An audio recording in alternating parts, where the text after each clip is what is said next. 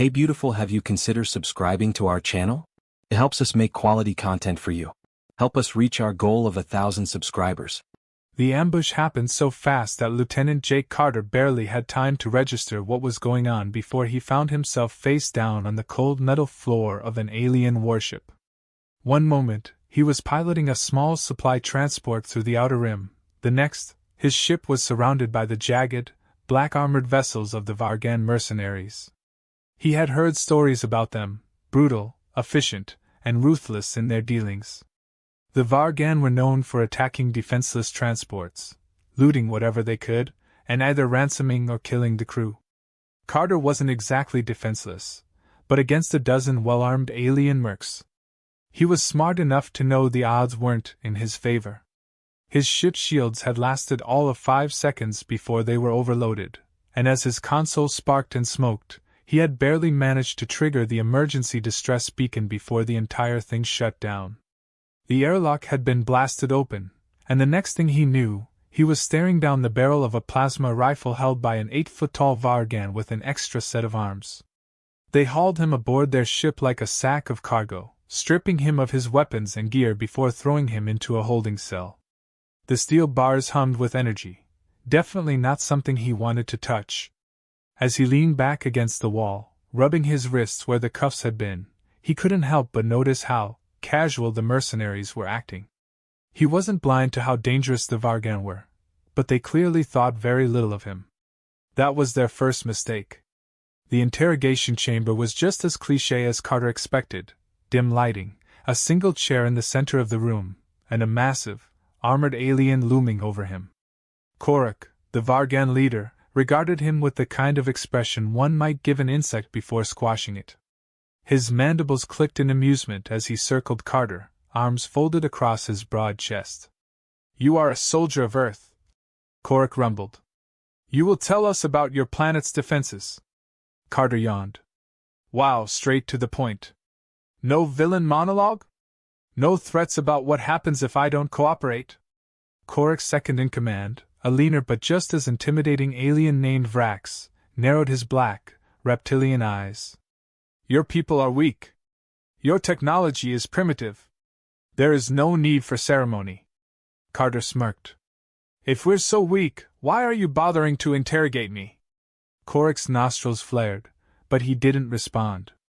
Instead, he pulled up a holographic display, showing various images of Earth's fleet.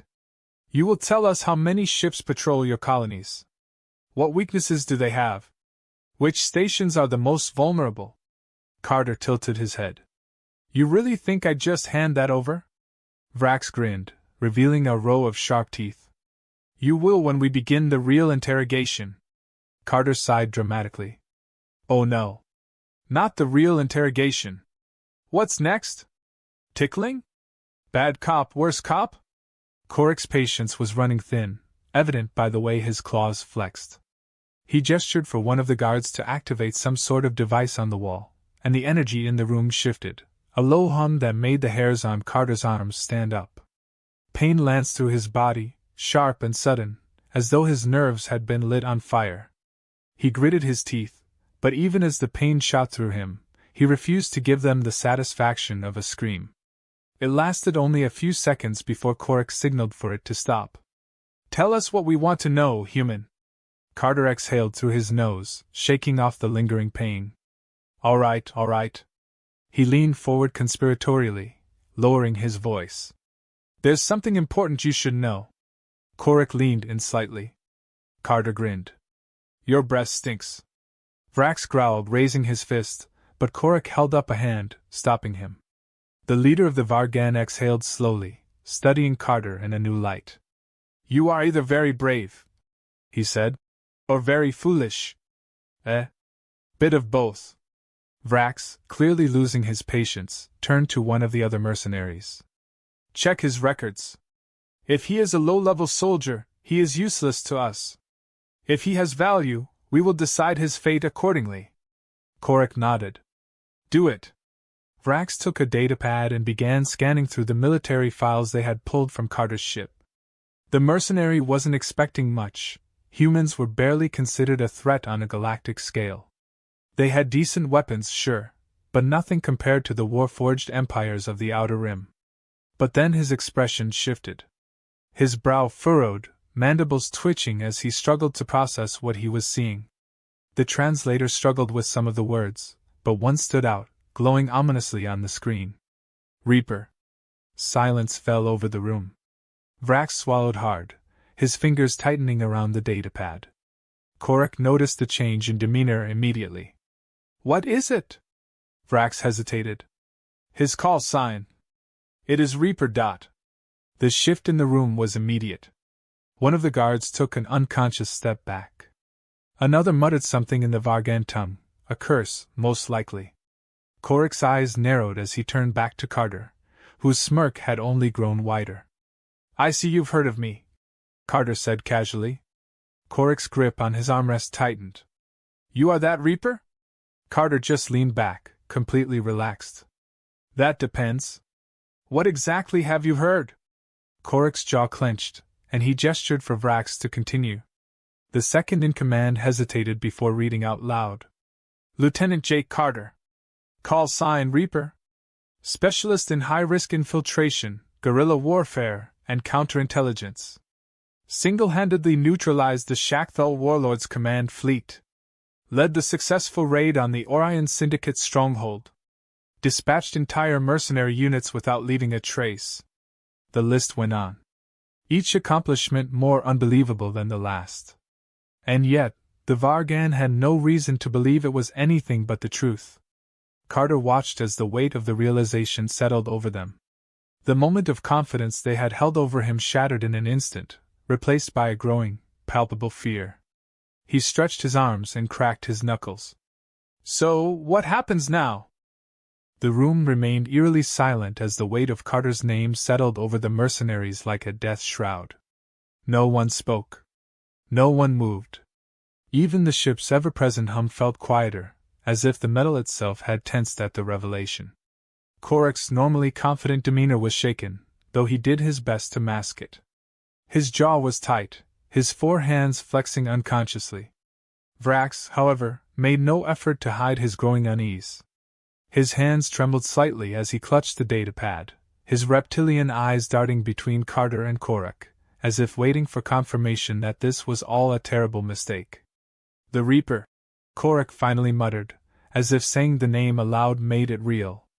We thought you were a myth. Carter tilted his head slightly, as if considering it. Some say I am. Another long silence stretched between them before Korak turned to Vrax. Verify this. Now. Vrax hesitated before tapping rapidly on the datapad. It didn't take long for the information to cross-reference with confirmed battle reports. The data didn't just support the legend, it solidified it. Confirmed, Vrax murmured.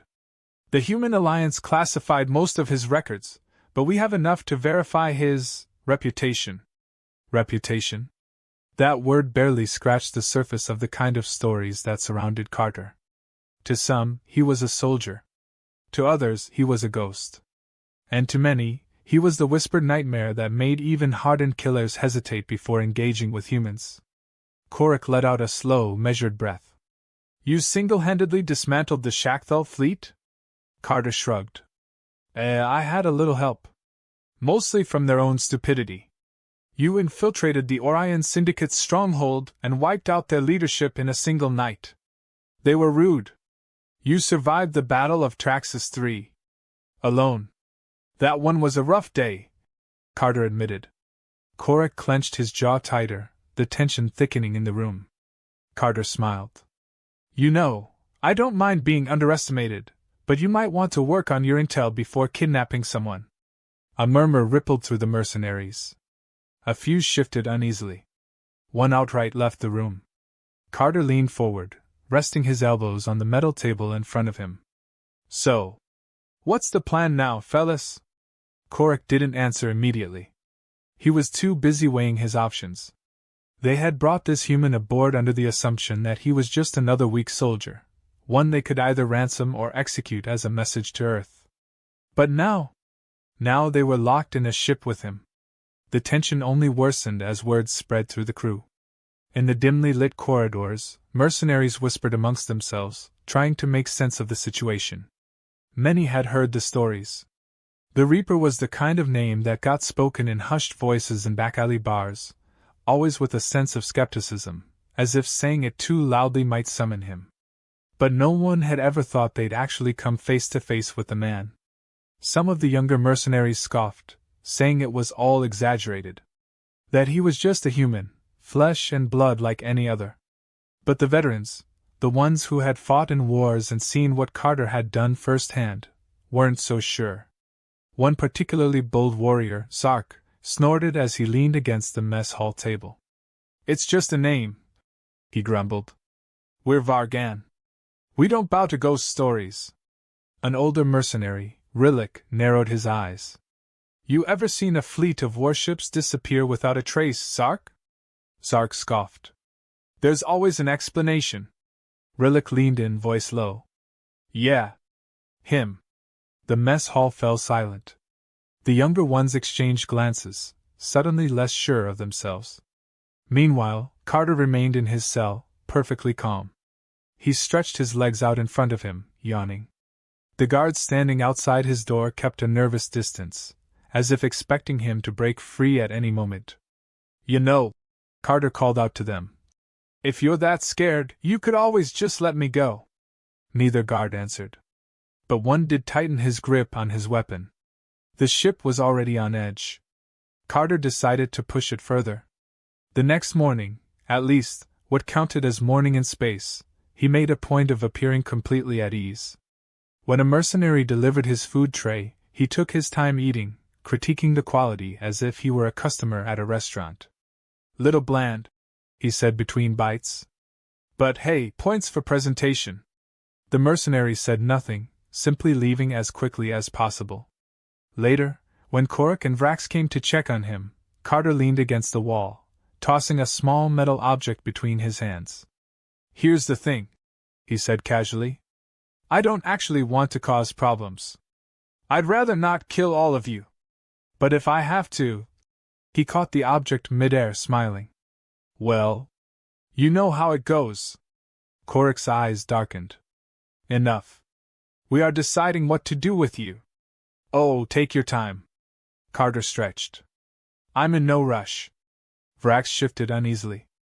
"We could still execute him." Carter snorted. "Yeah, good luck with that." Korik exhaled sharply, clearly losing patience. "Put him in a secure cell. Make sure it is far from the weapons bay." Vrax nodded, barking orders to the guards. As they moved Carter, they kept their weapons trained on him the entire time.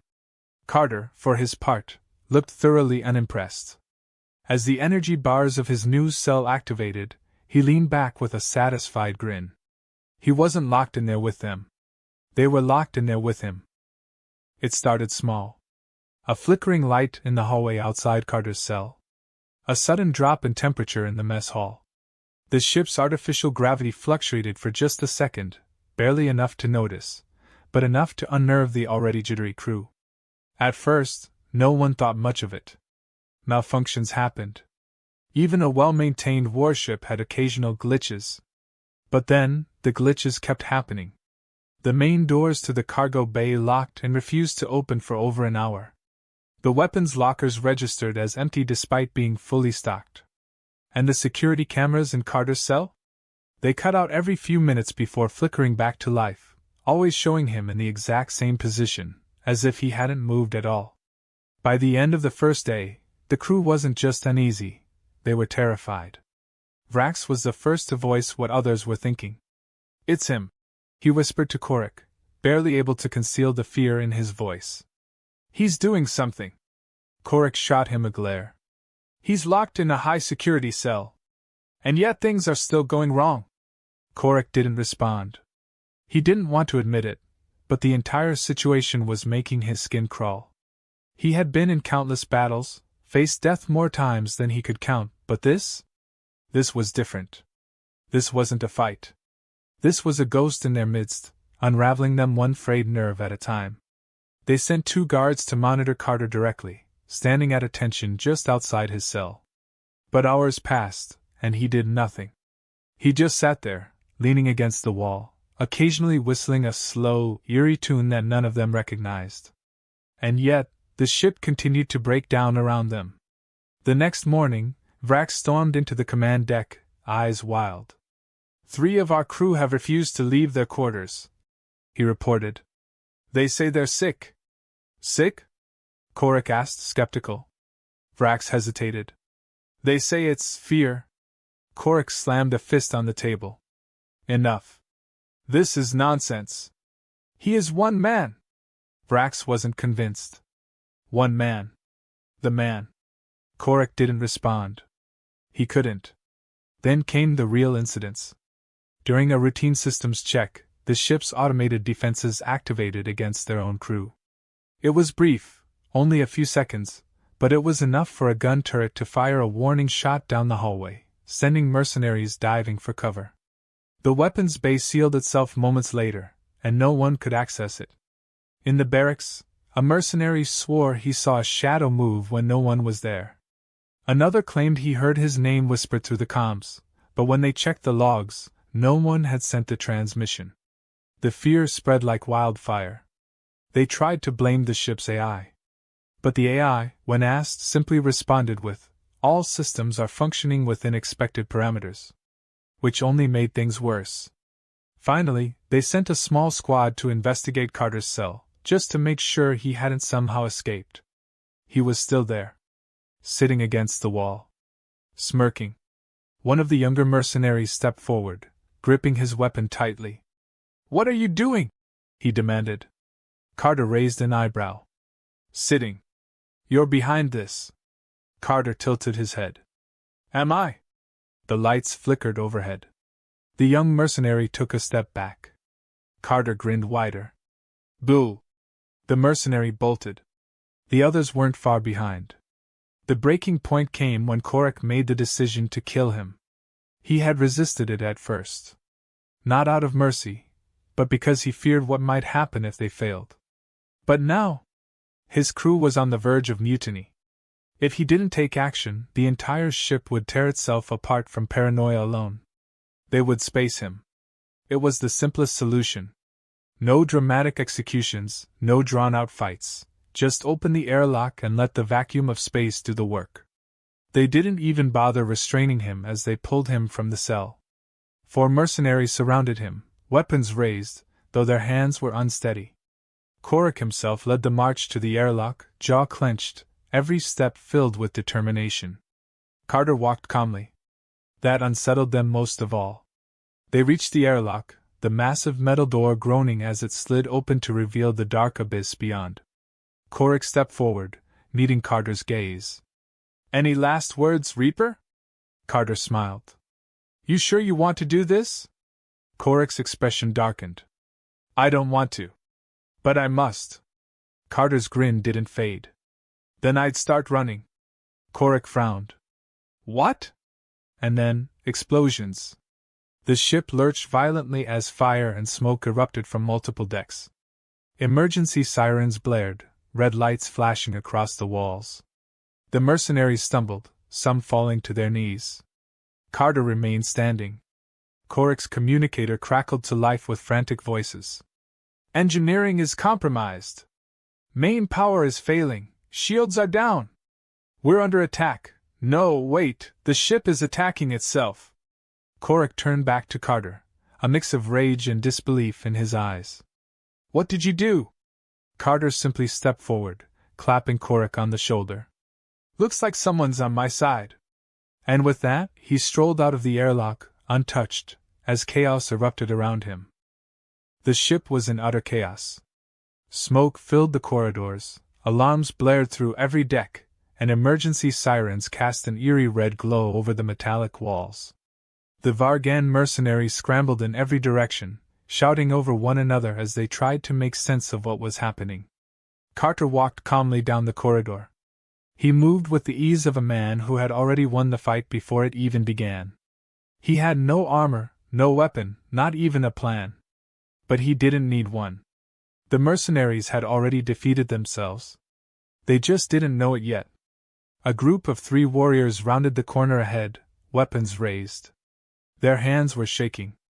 Carter could hear the hesitation in their breathing, see the fear in their widened eyes. They had been trained for war. For firefights.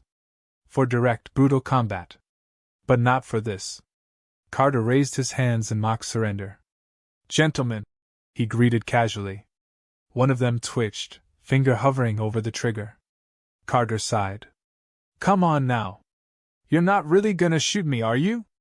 The lead mercenary swallowed. "Stay back." "Or what?" Carter asked. "You shoot me, maybe I die. Maybe I don't. Maybe I get back up and finish what I started." He took a slow step forward. "Or maybe I was never really here at all." The lights flickered. It was just a minor electrical fluctuation, a brief dimming of the overhead lights, but it was enough. The mercenary panicked and fired. The shot hit nothing. Carter was already gone. One of the mercenaries let out a strangled curse, spinning around, trying to locate him. But Carter was already moving through the shadows, disappearing into the thick smoke pouring from a damaged vent. By the time they realized what had happened, it was too late. The game had already begun. Korik sealed himself in the command deck, sweat beading on his reptilian brow. He had fought in wars. Led planetary raids. He had never once feared a single man. But this wasn't a man. This was a force. A shadow slipping through the cracks of reality itself. He turned to Vrax, who was frantically pulling up security feeds. "Where is he?" Korik demanded. Vrax gritted his teeth. "We don't know. He was heading toward the weapons bay, but then, nothing. It's like he vanished." Korik snarled, slamming a fist onto the console. "He's playing games with us. He's hunting us," Vrax corrected. Korik exhaled sharply. "We have the numbers. We have the firepower. We end this." He activated the ship-wide comms. His voice, rough and commanding, echoed through every corridor. "Enough of this fear. He is one man. A human. We are Vargan. We fight, we kill, we conquer. If you see him, shoot to kill." For a moment, there was silence. Then, the ship's intercom crackled to life again. But it wasn't Korik speaking. It was Carter. "Nice speech, boss." Carter's voice drawled, casual and amused. "Real inspiring. Really gets the troops fired up." Korik's blood ran cold. "Problem is," Carter continued, "they don't really believe it, do they? See, the way I see it, you're running out of options. Your crew is scared, your ship is falling apart, and I'm still here." A pause. "So tell me, Korik, what happens now?" Static filled the comms. Korik's hands curled into fists. He had no answer. The crew was losing their minds. They fired at shadows, jumped at sounds. The ship felt haunted, as if Carter had become something more than just a soldier. More than just a man. They barricaded themselves in different sections of the ship, hoping to outlast whatever nightmare they had awakened. But it didn't matter. Carter was everywhere and nowhere all at once. Korik sat in the command deck, watching the chaos unfold on the remaining security feeds. He knew what was happening. Carter wasn't just fighting them. He was breaking them. And it was working. Vrax stumbled forward breathless. "Half the crew is refusing to fight. Some are trying to get to the escape pods." "Cowards," Korik growled. "They think we're already dead, Korik," Vrax snapped. "They think he's already won." Korik slammed his fist onto the console. "Fine," he spat. "We give him what he wants." Vrax hesitated. "You mean?" Korik took a slow breath. "We let him go." Vrax looked at him like he had just suggested surrendering their entire fleet. "You want to just let him leave?" "I want him off this ship," Korik growled. "If he wants a shuttle, give him one. If he wants our cargo, let him take it. But if he stays here, we don't survive." Silence stretched between them. Then Vrax exhaled, shoulders slumping in reluctant agreement. "I'll tell the crew." Korik nodded, watching the security feed. Carter stood in the middle of an empty hallway, hands in his pockets, staring directly into the nearest camera. And he was smiling. The command deck doors opened with a hiss, and Carter strolled in like he owned the place. Korik sat rigidly in his chair, muscles tense. Vrax stood nearby, hand hovering over his sidearm, though they all knew he wouldn't use it. Carter took a moment to glance around, then whistled. Cozy setup. Korik didn't move. You win. Carter raised an eyebrow. That easy, huh? Korik exhaled sharply. Take a shuttle and go. Carter tapped his chin, as if considering. Then he smiled. See? That's the smartest decision you've made all day. Korik clenched his jaw. Just leave. Carter turned to head toward the shuttle bay but stopped just before the door. He looked back over his shoulder. Oh, and Korik? The Vargan leader stiffened. Carter grinned. Next time, do your homework before you kidnap someone. Then he was gone. Korik let out a slow breath and finally, for the first time since the nightmare began, relaxed. He wasn't sure what scared him more, the fact that he had let Carter go, or the fact that he knew they would never, ever try to take a human hostage again. The shuttle's engines hummed as Carter leaned back in the pilot's seat, hands resting casually on the controls. The ship's autopilot was locked in, set for the nearest human Alliance outpost. Through the viewport, the Vargan warship grew smaller and smaller in the distance, drifting in the cold black of space. Carter let out a low chuckle. They'd learn from this. They'd tell others. The Reaper wasn't someone to mess with. That little myth about him? It had just grown 10 times larger. Somewhere in the galaxy, mercenary captains, pirate lords, and warlords would hear what happened on that ship. Some would laugh. Some wouldn't believe it. But those who knew, those who understood what fear could do, would think twice before tangling with a human ever again. He kicked his feet up on the console and stretched, letting the silence settle in. It was always amusing to watch people unravel. The Vargan had been so confident, so sure of their own superiority.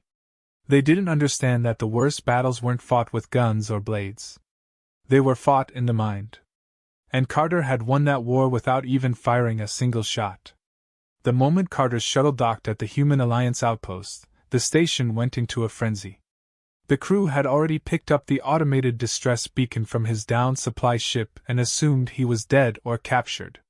When the doors to the docking bay hissed open and Carter strolled in like he'd just come back from a casual vacation, jaws dropped. An officer rushed toward him. Lieutenant Carter, sir! We thought. Yeah, Carter interrupted, waving a hand. I know. I'm alive. Surprise.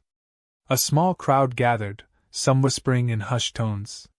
The rumor mill worked fast in the Alliance, and Carter's name carried weight. Officers exchanged glances. Soldiers muttered to one another. Is it true? One finally asked. Did you take down an entire Vargan ship? Carter smirked. That depends. How much of the story have you heard? Enough. Another officer muttered. A superior officer finally arrived, Commander Briggs, a no-nonsense leader who had worked with Carter before. He gave him a long, knowing look before jerking his head toward his office. Carter. My office. Now. Carter sighed. See, this is why I didn't want to come back right away. Briggs wasn't amused. Move. Inside the office, Briggs shut the door and folded his arms. The hell happened out there? Carter leaned back in the chair across from him. Long story short? Vargan mercs took me hostage. Then they let me go. Briggs frowned. Just like that? Carter shrugged. Well, they thought they were taking a standard soldier. Turns out, I wasn't what they expected. Briggs stared at him. You really didn't kill anyone? Didn't have to. Briggs exhaled, shaking his head in disbelief. You really are something else, Carter. Carter grinned. That's what they keep telling me. Briggs tapped his fingers against his desk. Well, whatever you did, it's got the brass interested. There's talk of putting you on special assignments, black ops, deep cover missions. Carter made a face. Sounds like a lot of work. You're getting a raise. Carter perked up.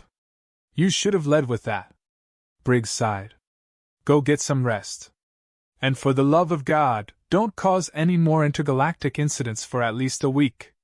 No promises, Carter said, standing. Word of what happened on the Vargan ship spread fast. Within days, reports popped up in mercenary networks, crime syndicate channels, and deep space black markets.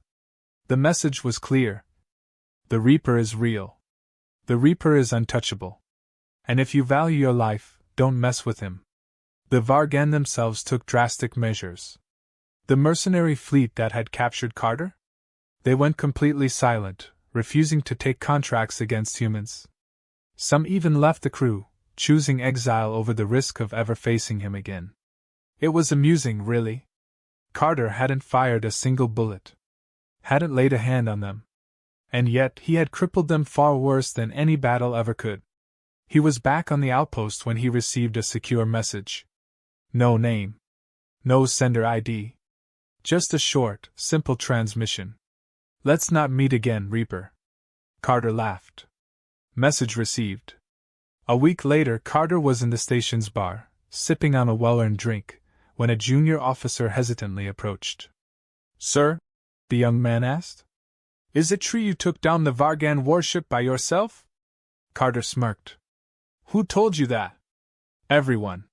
He swirled his drink. And what do you think? The officer hesitated. I think I'd rather not know. Carter grinned. Smart answer. The officer saluted and hurried away. Carter leaned back, savoring the moment. Reputation was a funny thing. He took a slow sip of his drink, listening to the murmurs of his name ripple through the room. It didn't matter what was true anymore. All that mattered was that no one would ever take him lightly again.